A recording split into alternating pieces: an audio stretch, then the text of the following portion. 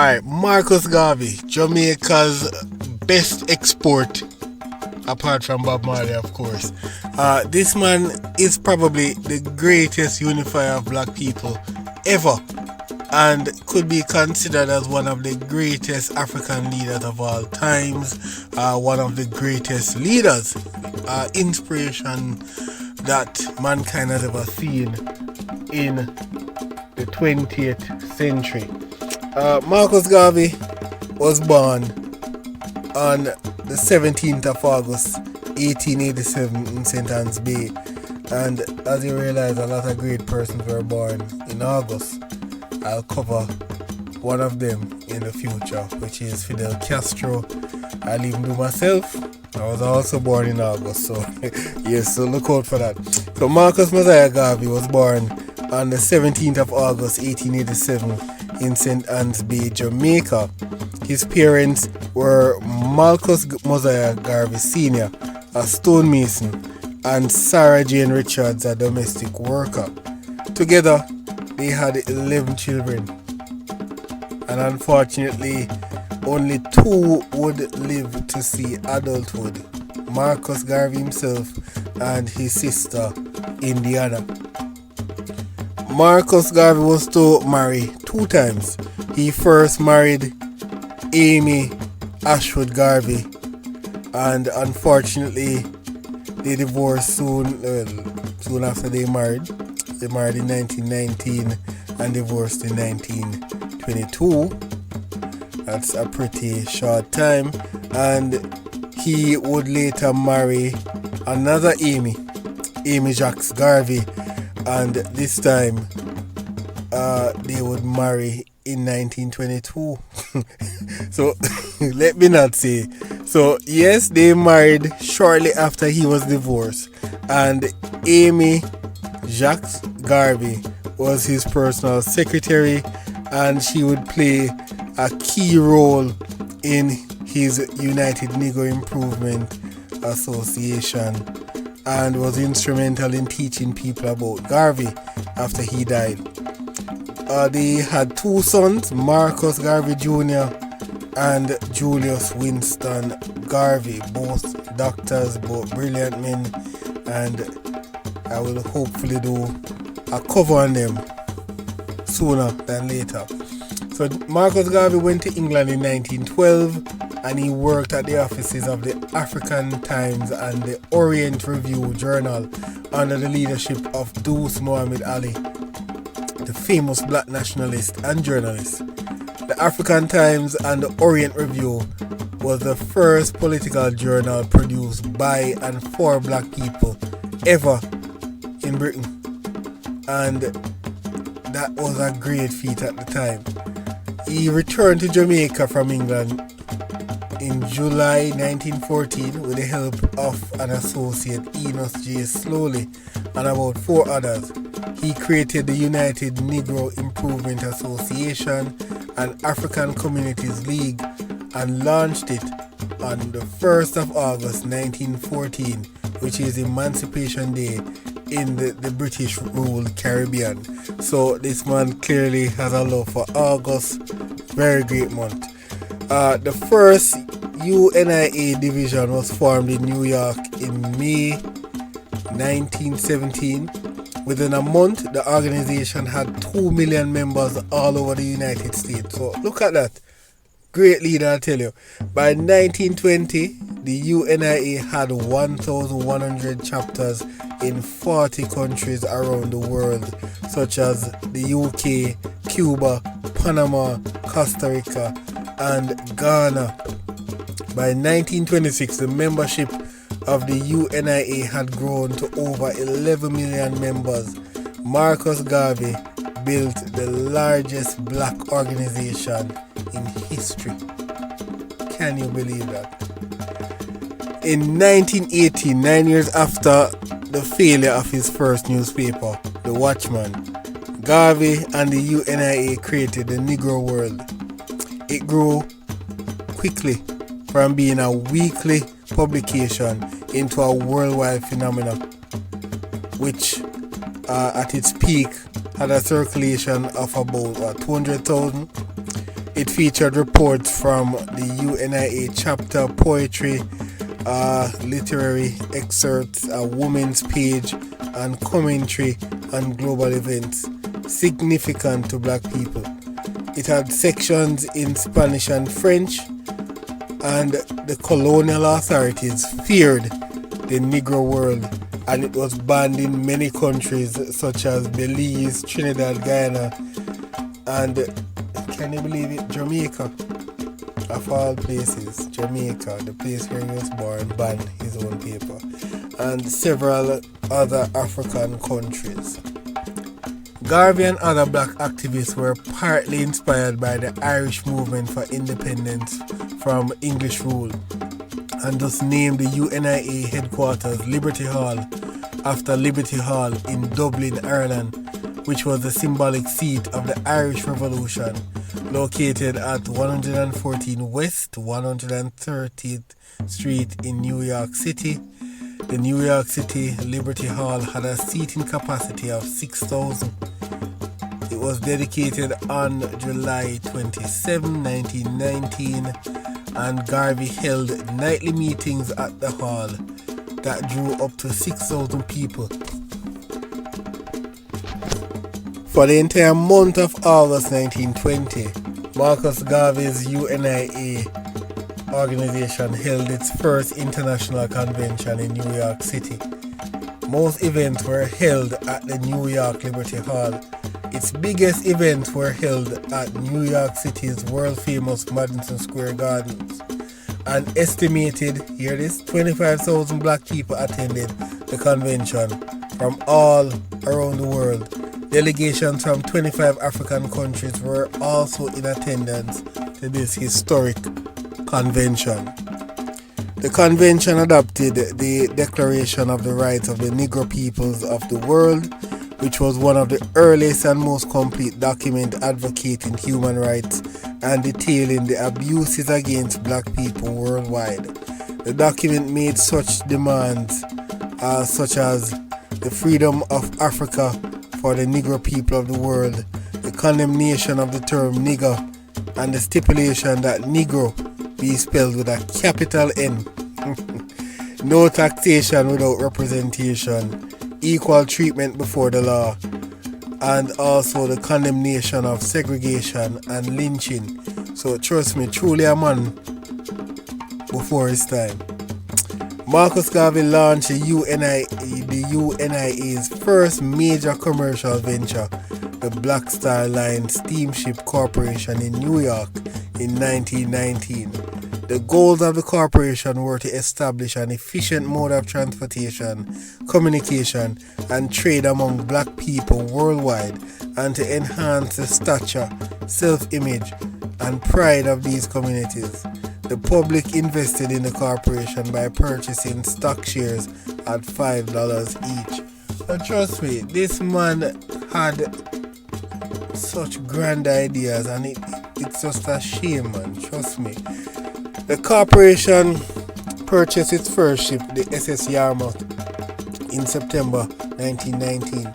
It was later unofficially named the SS Frederick Douglass after the African American abolitionist. The Yarmouth proceeded to sail for 3 years between the US and the West Indies as the first Black Star Line ship with an all-black crew and a black captain. So trust me, that was a proud moment. In 1920, Garvey established the Negro Factories Corporation and offered stock for African Americans to buy. He raised $1 million for the project. He wanted to produce everything that a nation needed so that African Americans could completely rely on their own efforts. It generated income and provided jobs by numerous enterprises, including a chain of grocery stores and restaurants, steam laundry, tailor shops, dressmaking shops, a millinery store, and a publishing house and a doll factory. But trust me, this man really wanted the best for Africans, for the Negro people of America and across the world. His ideas, trust me, if they were properly used, could have done so much good in the black community as it relates to moving our race forward. In New York City alone, Garvey owned several buildings, owned a fleet of trucks, and had over 1,000 black people working in his businesses. Marcus Garvey's UNIA also operated the Phyllis Wheatley Hotel. Garvey's ultimate dream was for the independence of all African countries and the creation of a United States of Africa. The UNIA embarked on a plan to repatriate some blacks from the United States and other parts of the African diaspora back to Africa.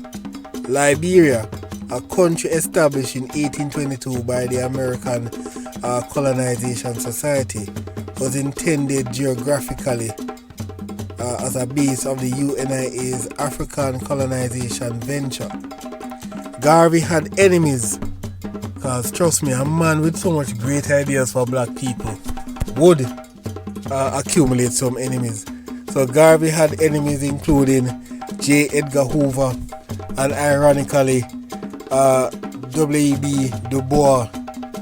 And Du Bois was an interrogationist who did not support a separate black state and repatriation. Du Bois was also opposed to Garvey's association with the Ku Klux Klan. His criticism of mulatto leadership and his belief in black racial purity. Du Bois, along with other NACP members, organized the Garvey Must Go campaign and colluded with the US government to have him deported. So this opposition was really bad for Garvey, trust me. And the FBI established a special counterintelligence program called COINTELPRO, to neutralize political dissidents between the years 1956 and 1971.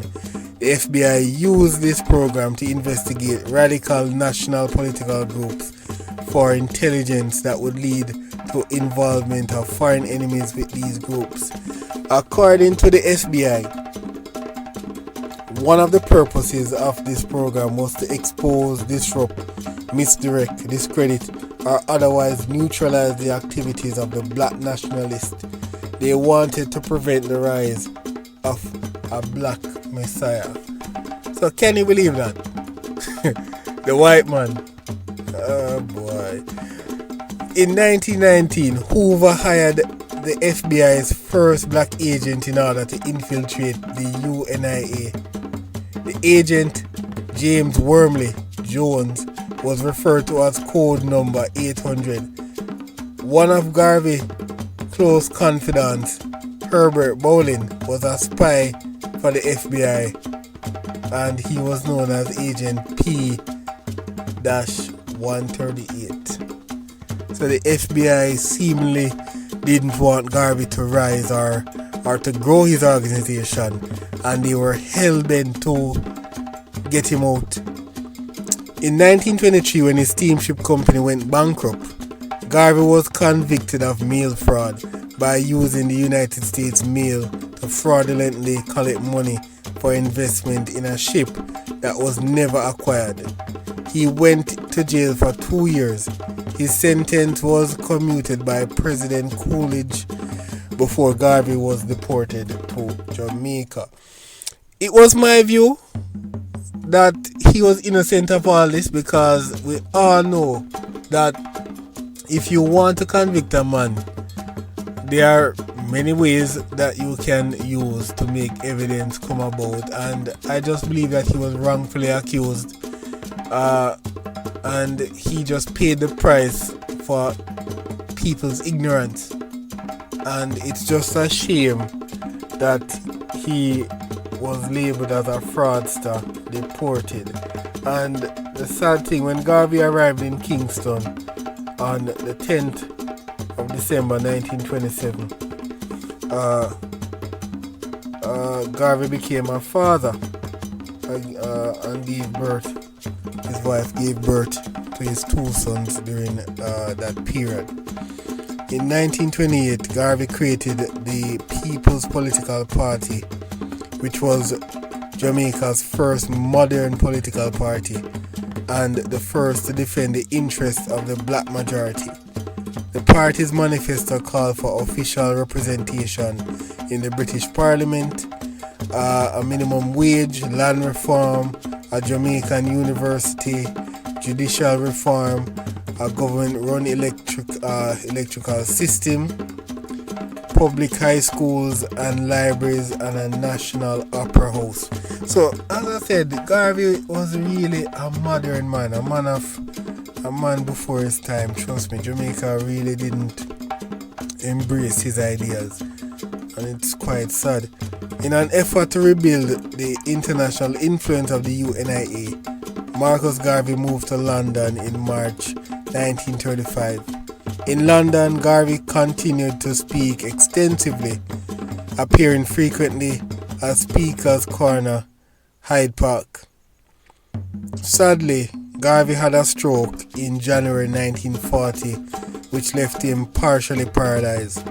In May 1940, George Padmore wrote an article stating that Garvey had died, and it upset him so much, and he suffered a second fatal stroke, which led to a heart attack. And Garvey would die officially on the 10th of June 1940 in London at age 53 without having set foot in Africa. Marcus Garvey has inspired every major black movement of the 20th century, both in Africa and the Americas. Followers of Garvey's ideology include the Honorable Elijah Muhammad, Minister Louis Farrakhan, Malcolm X, Martin Luther King Jr., African leaders such as President Azikiwe, Kwame Nkrumah, Jomo Kenyatta, Nelson Mandela, Patrice Lumumba, just to name a few. So Marcus Garvey, truly a hero in my books. Wrongfully accused, wrongfully hunted as an enemy, but he just wanted the good for not only his people here in Jamaica, but for all Africans across the world. And it is just now that some people are really appreciating some views of Marcus Garvey, especially here in Jamaica. But it's really sad that the prophet was never welcomed in his country and wasn't given the honor that he was supposed to be given. So I thank you guys for listening, and I know you guys really would have gained some insights to this very great man. And look out for a next review on some of my great heroes. And until then, guys, be good and continue to be safe and continue to strive and seek greatness.